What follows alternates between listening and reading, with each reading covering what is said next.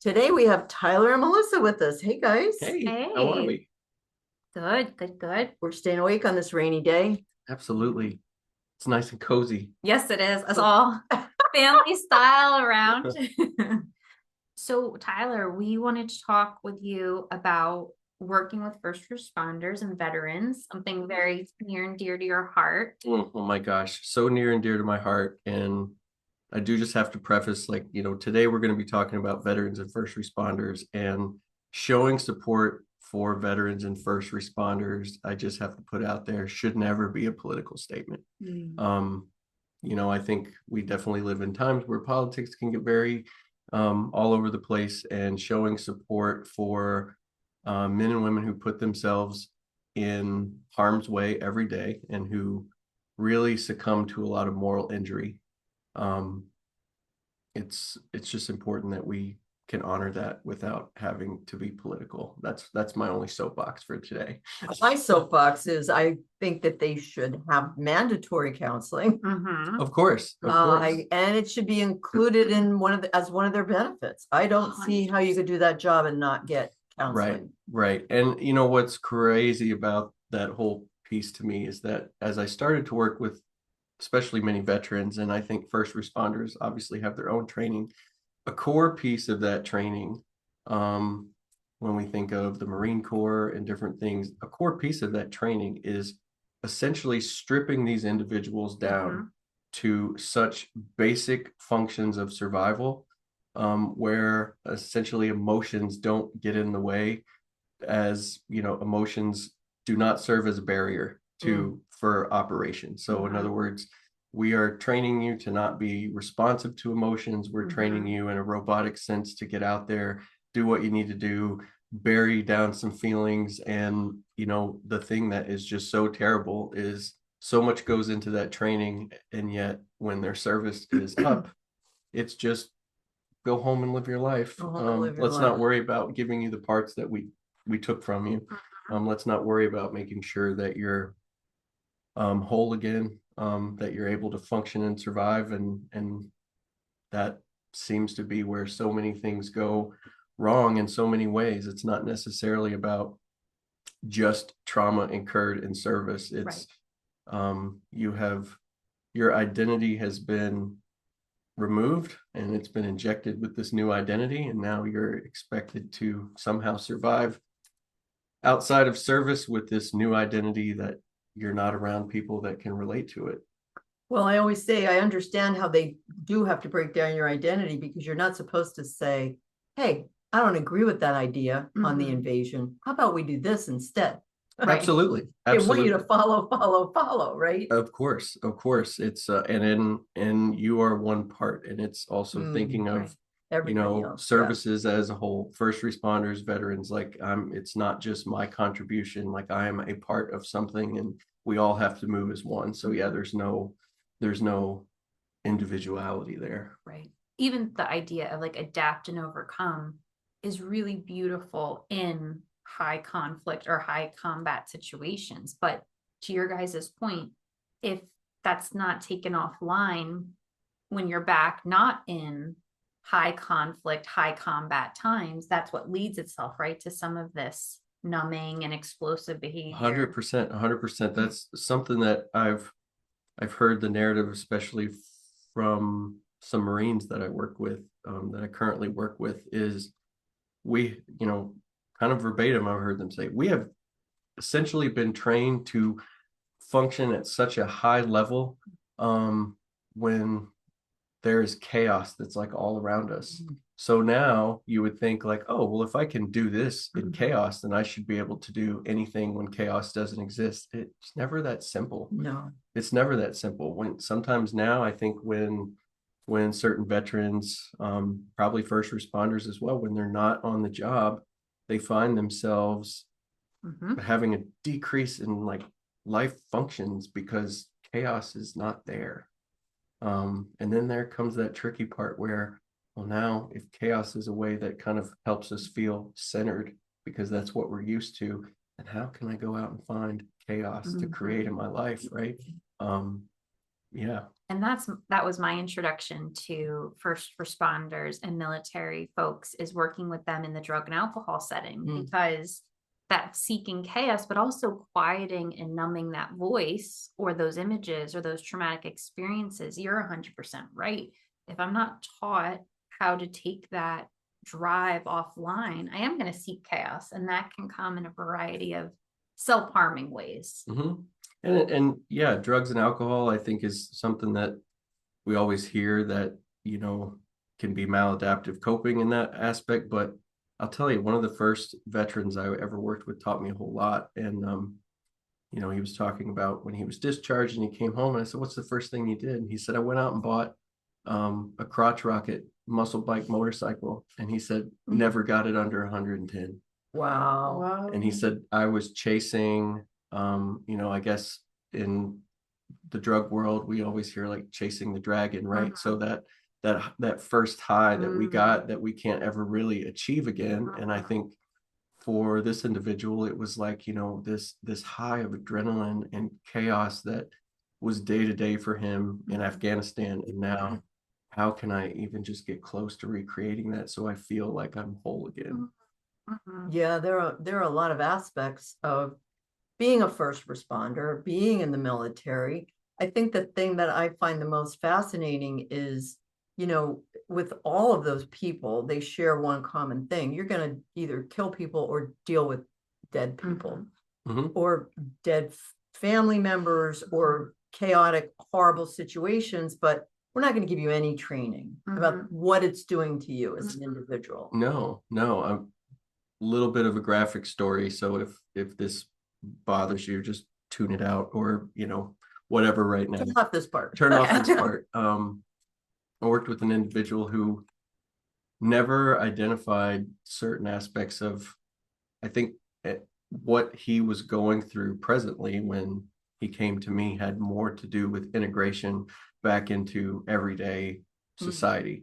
And I do truly believe that was the part that was affecting him the most. As he started to unpack his story, he said, "Yeah, there was this one time it was 120 degrees and I was over in Afghanistan, and my group took fire, and there was a bombed out one of those concrete houses." And he said there was a stack of 15 bodies in 120-degree heat. And he said, "I stayed hidden under those bodies for 2 or 3 days until the rescue crew came in." And I'm like, oh my gosh, my face, I tried hard not to seem judgmental about it or try to impose that, that obviously I couldn't even wrap my head around it. And I think I just uttered the words like, "You have to be kidding me. How do you feel like that's impacted you?" And he said, "Oh, it wasn't a big deal." And that taught me a lot. Again, now we have levels to what somebody deems as being traumatic and what somebody doesn't. And that's tricky. Do you think in those moments, do you find that in the first responder community, there's a lot more disassociation or disconnection in general? Yes. Where they don't feel? Yes. I think to do those positions, to do that well, I think healthy dissociation, I don't know that they could necessarily live up to the expectations of that line of service if you couldn't have a disconnection from those emotions on the regular. What is healthy disconnection? Well, I think healthy, that's a great question. And I think it could be different for everybody. I think a healthy disconnection, just maybe in my own scope, is having an acknowledgement that what I'm seeing and experiencing is reality, but I also have a choice to set that aside, but I have the responsibility to choose to come back and revisit it. But how do you not bring it home? I have teachers that bring it home, where they, have fights with their partners and they say, "Well, you're not being appropriate." Right. Well, you sound just like a teacher. Right. I think therein lies the reason for information about veterans and first responders. Right. They're disconnected, and that often carries into their home lives, or they seek it out. Right. Maybe through drugs and alcohol. Right. Maybe. And, the type of therapy I do, with EMDR and internal family systems, we're trying to connect mind, body, and spirit. And first responders are such a beautiful population for those modalities, but connecting the body is the hardest with all of my people. Mhm. So we have to do a lot more of like a bottom up approach of like, how does this emotion even feel in your body? Do you even notice your butt in the couch right now? Do you even notice like your hands, resting on, I have a stuffed animal sloth in my office. Do you even notice your hands on the stuffed animal? But I know it sounds like so minute, but if you're that disconnected all the time, even just coming back into your body slightly and building up that safety starts to help. Well, there's no way you could lie under 15 bodies for a few days and be connected. No, definitely not. And, I think the other part that kind of ties into this, sometimes I think there's a guilt that comes over this population in being connected to their emotions because they represent service to others. And, when we look at a textbook soldier, all we see is strength, and we see this vision of what we think that looks like. And that means strength, right? And that's it's their duty to serve. It's their duty to serve and protect whatever they're in. But I think sometimes that, this population I've found is incredibly empathetic and very empathetic to the point where it feels guilty to put themselves first. How do you get around that in therapy if it feels guilty? So, I kind of go back to like old school ways, kind of like, again, explaining that hierarchy of needs, when we kind of talk about, Maslow's hierarchy of needs, for example, like the two bottom needs of the pyramid, sort of the foundation is ensuring that we are as whole as we can be. Our needs are taken care of. And then around the middle of the pyramid is family, relationships, duty, all of those things. So to put a spin on it and say, I think society kind of makes us feel like doing things for ourselves is selfish, but to spin it and say, no, actually, the better you are, the better you can be for everything around you, sometimes is at least the start, that kind of education to say like, no, this is not selfish. And to be honest, you're still serving and protecting. This is just another facet of that. If you are taking care of yourself, if you're putting your needs first, you're actually serving others even better than you were before. And I don't know if you guys hear a lot of this, but I hear a lot about comparison suffering, right? Well, who am I to suffer when I just picked up a dead body off the road? Yes. I'm upset about it, but look at them and look at their family and look at that poor soul. You must hear a lot of this in that population. Most definitely. I was just going to say, I always say, if you drown in 10 feet of water or you drowned in 100 feet of water, you're still drowning. That's a good one. And so this comparison, the three of us might all have the same experience this morning, and you might have laughed it off. You might have been like, well, that sucked, but it's okay. And I might be crying in my office. It doesn't devalue anyone's experience, but you're 100% right. The comparative suffering. And I also want to say, like, with my people, I see that guilt piece. I just start with, you can't caretake for me. They want to caretake for me in session, and they want to do for me or make me laugh or whatever the case is. And so we have to do some work on, this isn't about me, this is about you. And even that, I think, starts to build some of that guilt reduction. When I was working in inpatient rehab, I was working with a group of first responders, and I had broken my leg and I had to schlep all over the unit. And my Marine guys were like, all right, just hop on our back. We're going to carry you to the group room. And I'm like, that's inappropriate for several reasons. Thank you. Your intention is really lovely, but you don't need to caretake for me. But even that is starting to negotiate that, like, I don't need to be guilty for taking up space, right? They're not going to leave you behind. Well, they didn't. They hobbled along with me, but I did not let them carry me. So we compromised. Yeah. And I think that's the other thing, as clinicians that work with veterans and first responders, that developing trust and rapport is it can be a very slow process, even slower than what it might normally take. But once there is a very genuine trust and rapport that's made, these are some of the most loyal individuals.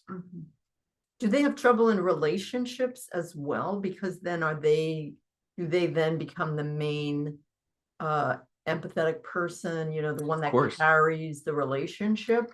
I mean, I can't say that in a generalization across the board, but I definitely see trends in, sometimes this population will find ways to inject chaos into their life, and sometimes it's choosing a partner that injects chaos into their lives that keeps things like very interesting, and it's getting into these vicious cycles of I'm choosing someone to be a part of my life that I know is not good for me, but like to just have someone who's quote unquote normal that just wants to sit here and talk to me and get to know me. Like, I don't know how to exist in that.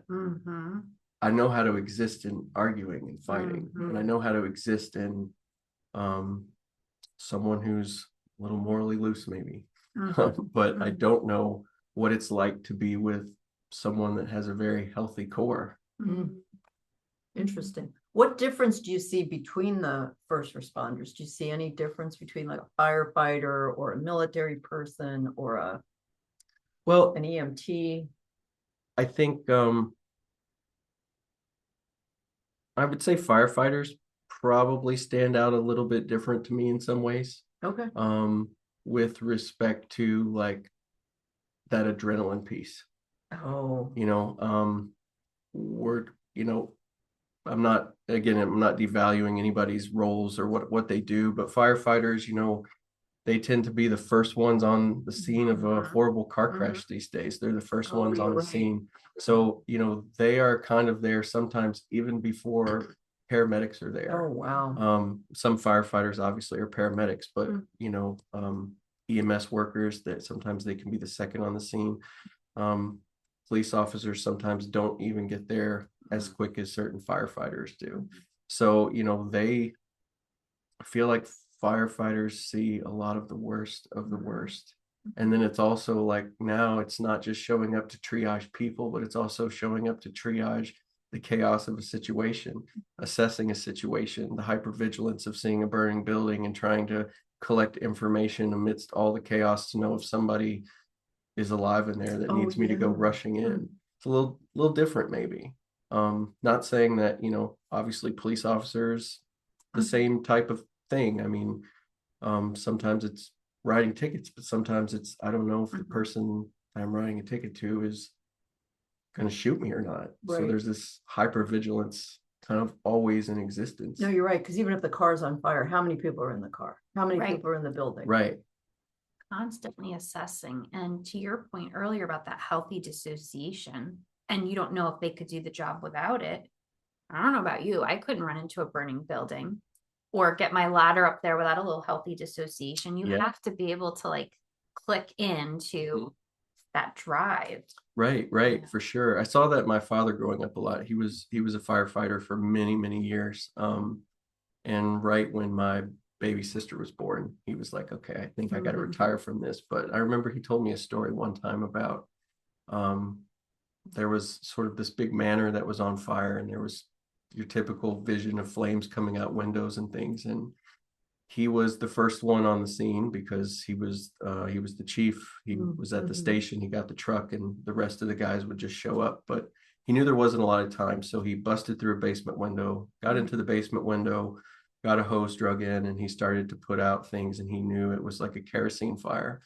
After he had kind of gotten that blaze under control and more bodies started to show up, meaning people there to help with the fire, he realized there was about 20 gallons of kerosene behind the door. And he said it was this moment where he kind of recognized in his own ways of understanding mental health that like I had become so hypervigilant on finding a solution to the problem that I was not even thinking about my own safety. Like it just it didn't go out the window. It just never showed up in the first place. It was just, I've got a job to do. I'm not here looking for threats that's going to bring me harm. I've got a job to do. And I think that was one of those times where he kind of took a step back and said, this is getting a little unhealthy, Yeah. getting a wow. little unhealthy. Yeah. So we need to appreciate the Oh, people yeah. that rush in to save us. Oh my gosh, yeah. Right. Right. I mean, and that's kind of in the beginning. This is not Mhm. a political conversation. I mean, the thing I would say too that exists very much in these this population is just the moral injury that's incurred, right? The three of us would never in our right minds go out with a gun and shoot and kill somebody, right? But we don't have this pressure and this picture of this world painted on us by people in high power and high authority that say this is your job, this is your mission. Yeah. Mhm. And then the thing is, in the moment, with the training that they have, those emotions are not showing up. Fine. They can't exist in that moment to execute a much bigger plan. Mhm. But I think afterwards, coming home when Yeah. things are quiet and I'm not surrounded by my people who get me, I Mhm. start thinking and dwelling and ruminating on Mhm.